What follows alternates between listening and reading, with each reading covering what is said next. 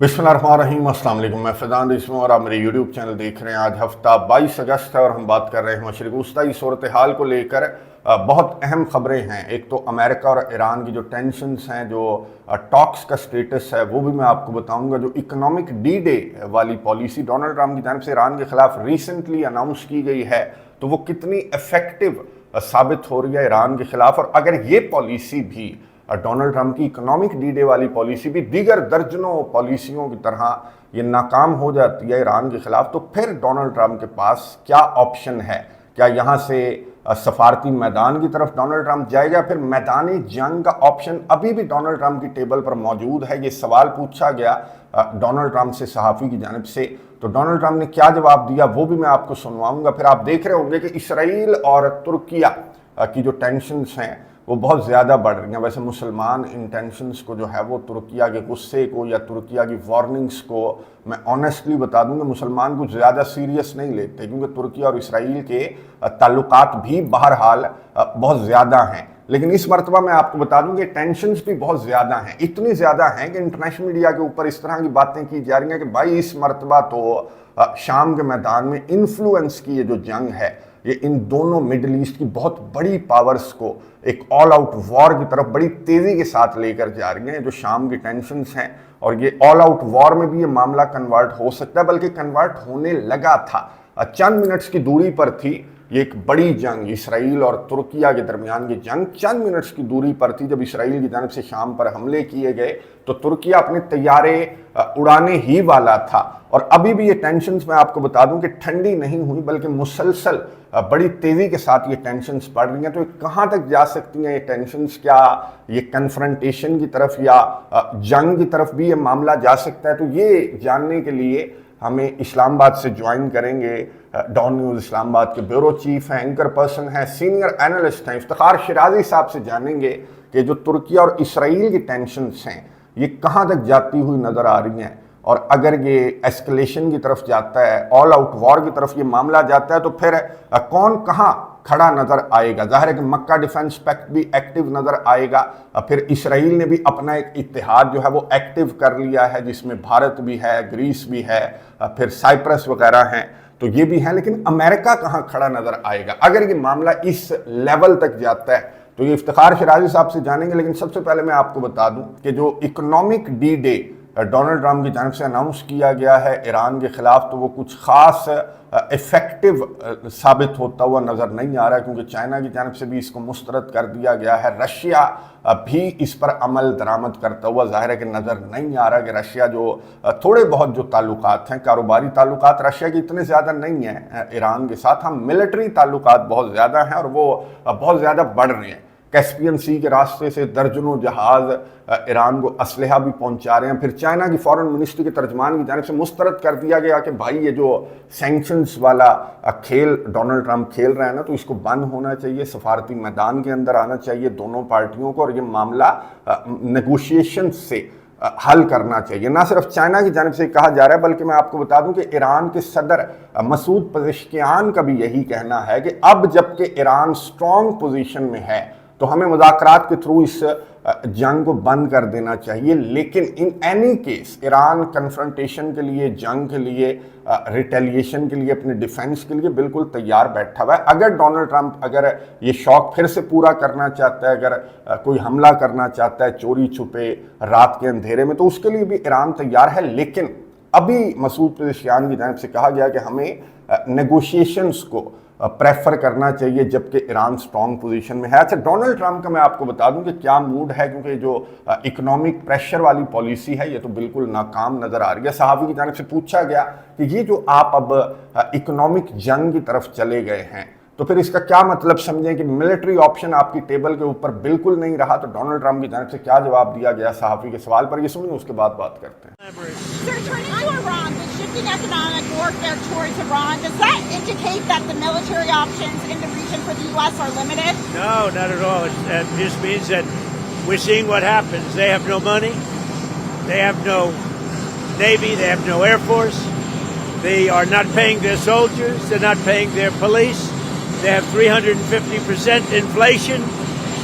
So we're just going to sort of see what happens. And we have total control, as you know, of the border. We have total control. If you look at the blockade, we have total control of that entire region having to do with the Strait of Hormuz. And that means well into it, the land areas. So they would love to make a deal, but they're not ready to make the right deal, in my opinion. Yeah. दोस्तों आपने सुनी America के सदर Donald Trump की, जिन्होंने सहाफ़ी के सवाल पर जवाब दिया कि नहीं नहीं नहीं, ऐसा बिल्कुल भी नहीं है, विल सी, देखते हैं। अभी तो इनकी एयरफोर्स भी तबाह हो गई है, इनकी नेवी भी तबाह हो गई है, इनका कुछ भी बाकी नहीं बचा, इनकी इकोनॉमी की भी बुरी हालत है, और मेरा जो ब्लॉकेड है वो बड़ा मजबूत है, और मैं आबनाए हुर्मुज़ को कंट्रोल करता हूं, वगैरह वगैरह डोनाल्ड ट्रंप की जानिब से। बहरहाल मिलिट्री ऑप्शन को मुस्तरद नहीं किया गया। डोनाल्ड ट्रंप ने कहा कि ऐसा नहीं है कि मिलिट्री ऑप्शन मेरी टेबल के ऊपर नहीं है, मिलिट्री ऑप्शन टेबल के ऊपर है। अगर ये इकोनॉमिक प्रेशर वाली पॉलिसी फेल हो जाती है तो फिर मैं मिलिट्री ऑप्शन की तरफ जाऊंगा। और मैं आपको बता दूं कि ईरान की जानिब से एक बड़ी इंपॉर्टेंट खबर ईरान की जानिब से जो है वो शेयर की गई है, और ये बहुत कम इंटरनेशनल मीडिया के ऊपर रिपोर्ट की जा रही है, हालांकि बड़ी इंपॉर्टेंट खबर है। मैं आपको दिखा रहा हूं कि ईरानियन पुलिस से armed group caught trying to cross country south eastern border.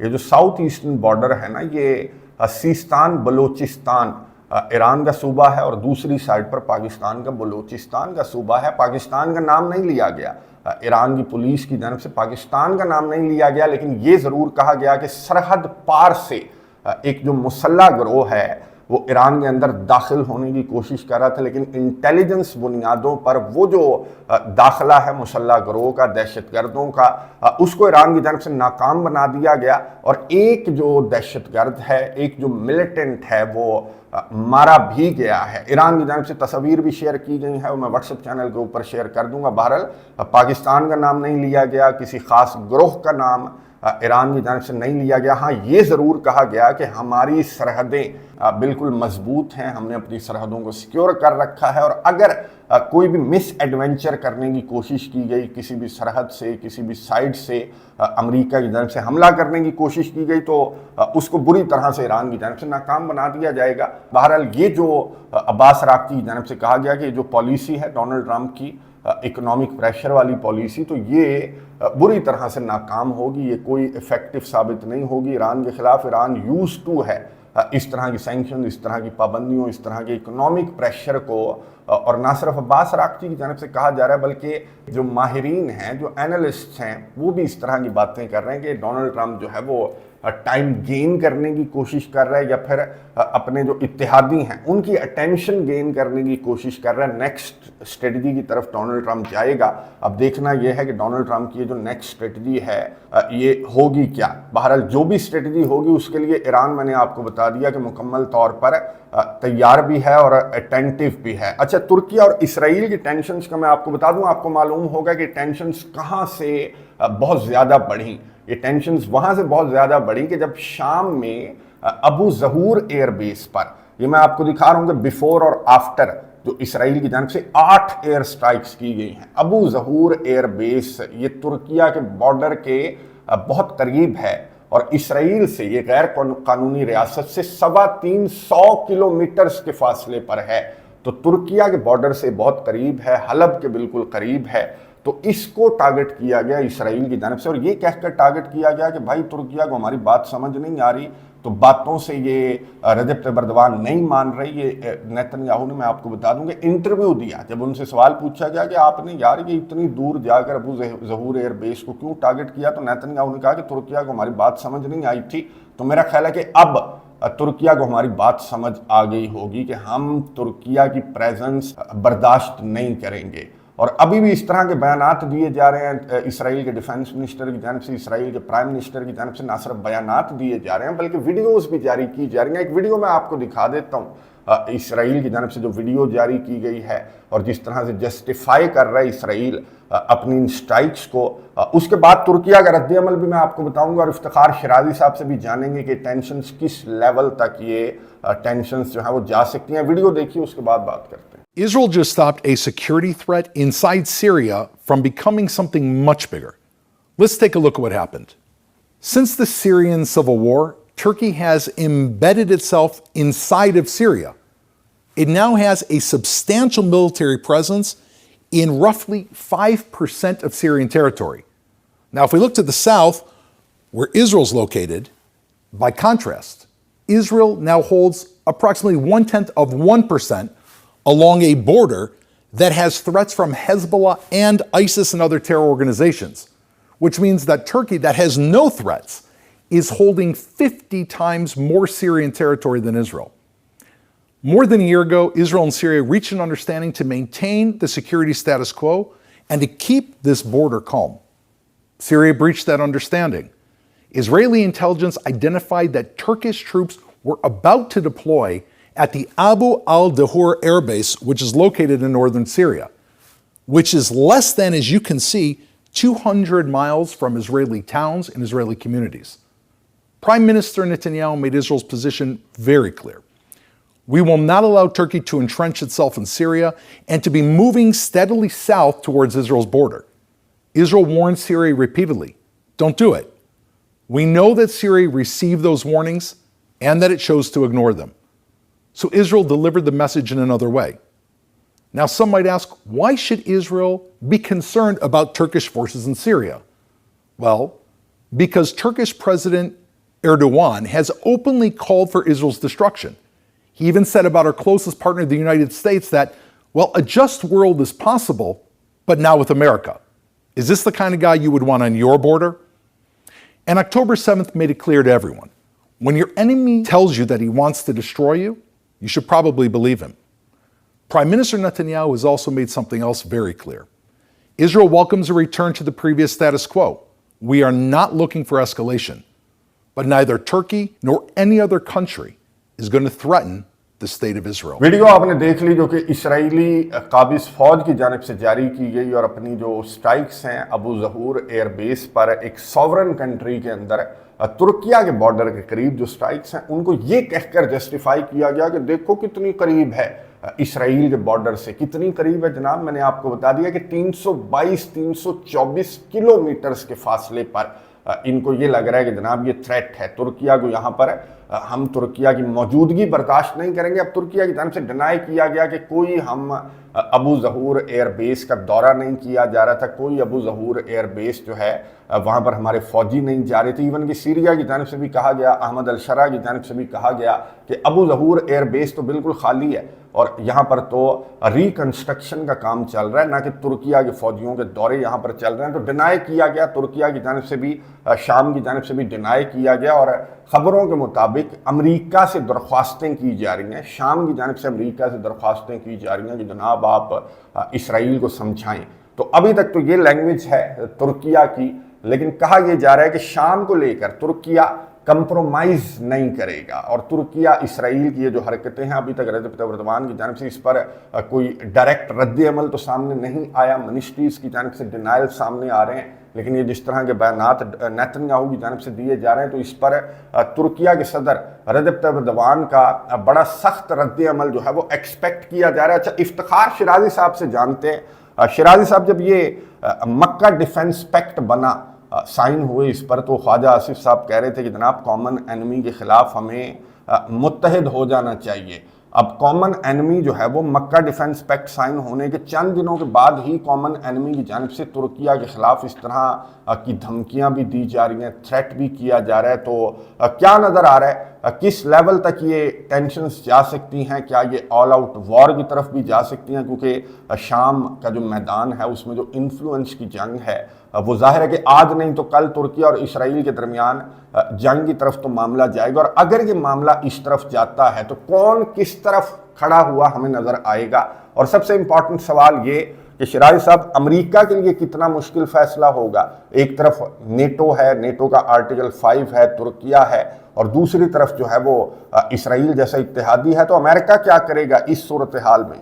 जी बहुत शुक्रिया फैज़ान इस मामले पे गुफ्तगू के लिए मुझे दावत देने पे। इनफैक्ट अगर देखा जाए तो तुर्की और इसराइल के आपस के ताल्लुकात की तो एक तारीख़ है और 1949 में अच्छा तुर्की पहला वो इस्लामी मुल्क था कि जिसने इसराइल के साथ अपने ताल्लुकात कायम किए, उस मुल्क को तस्लीम किया। उसके बाद फिर एक डिप्लोमेटिक रिलेशंस भी कायम हुए और देखा जाए तो गज़ा कॉन्फ्लिक्ट जो रिसेंट शुरू हुआ, गोया कि जंग, उससे पहले दोनों मुल्कों के दरमियान जो ट्रेड था वो 10 अरब डॉलर का गोया कि वॉल्यूम सालाना था, जो कि एक बड़ी अच्छा साइज़ है ट्रेड के हवाले से।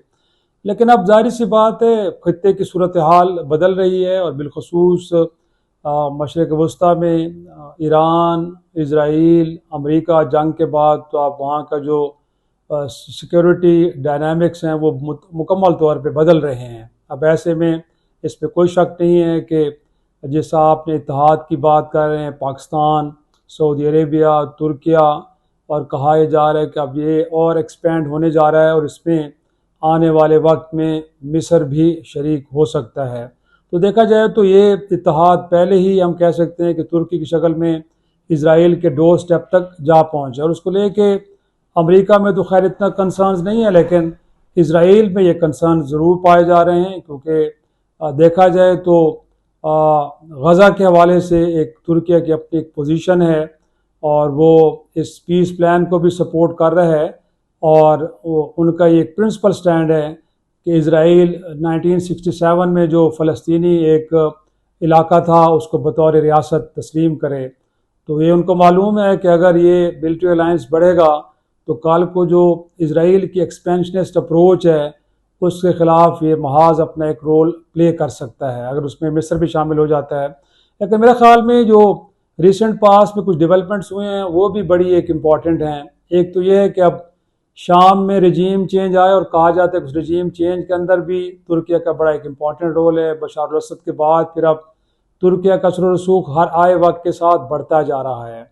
वहाँ पे अब शाम की जो फ़ौज है उसकी ट्रेनिंग, और इसके अलावा भी दीगर कई शोबों के अंदर तुर्किया की पेनिट्रेशन बढ़ती जा रही है। तो इससे भी अब थ्रेटन्ड फील कर रहा है इज़राइल। अब उसको जो एक फ्री वॉक थी और एक एरियल वहाँ पे जितनी भी वो कार्रवाइयाँ कर सकता था, अब शायद लगता ये है कि तुर्किया के मिलिट्री कोलैबोरेशन के नतीजे में ज़ाहिर सी बात है वहाँ पे एक ऐसा निज़ाम वज़ा हो सकता है कि अब तुर्किया अब इज़राइल को वो आज़ादी हासिल ना हो शाम के अंदर कार्रवाइयाँ करने के लिए। साथ में ये भी है कि कुर्दों को गोया कि शामी फ़ौज के अंदर शामिल किया जा रहा है, अमेरिका भी इसको सपोर्ट कर रहा है और तुर्किया भी यही चाहता है। साथ में एक और जो इम्पॉर्टेंट एलिमेंट है वो ये है कि ईस्टर्न मेडिटेरेनियन के अंदर एक जो नया अलायंस बना है, अगरचे वहाँ पे आईमेक इकनॉमिक कॉरिडोर आपको मालूम है पहले उसका तुर्किया का हिस्सा है, और बुनियादी तौर पर उसका मकसद ही एशिया को यूरोप के साथ कनेक्ट करना है।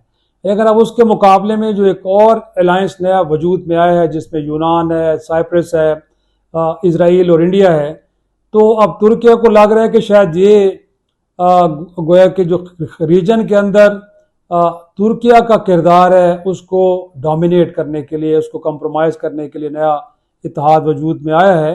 तो डिस्टर्ब होगा तो ये दो उर्दवान साहब, और इसमें कोई शक नहीं है कि वो चाहेंगे कि ये अलायंस आगे ना बढ़ पाए। और यही वजह है कि अब आपने देखा है कि रिसेंट पास में जो इस समंदर के अंदर अपनी जो बहरी मौजूदगी है उसको ब्लू होमलैंड डॉक्ट्रिन के तहत अब तुर्किया उसको ज़्यादा वो कर रहा है।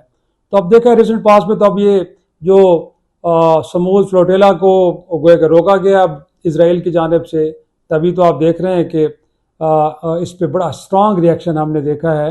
और जो इस्तांबुल का पब्लिक प्रोसिक्यूटर ऑफिस है वहाँ से इजरायली प्राइम मिनिस्टर और उनके दर्जनों जितने भी लोग उनके एक तरह से वारंट जारी किए गए हैं। तो अब इससे अंदाज़ा हो रहा है कि इस सारे अमल में जो इजराइल और तुर्किया के दरमियान कॉन्फ्लिक्ट की फ़िज़ा बनती हुई तो नज़र आ रही है। अगर हम ये कहें कि इसको लेके कि शायद कोई वॉर की सिचुएशन बन पाएगी, ये बहुत अर्ली होगा, क्योंकि दोनों मुल्क बहरहाल अमेरिका के इत्तेहादी हैं, ख़ुद तुर्किया नेटो का मेंबर है, तो ऐसा हरगिज़ नहीं है कि दोनों किसी एक्टिव कॉन्फ्लिक्ट में चले जाएंगे।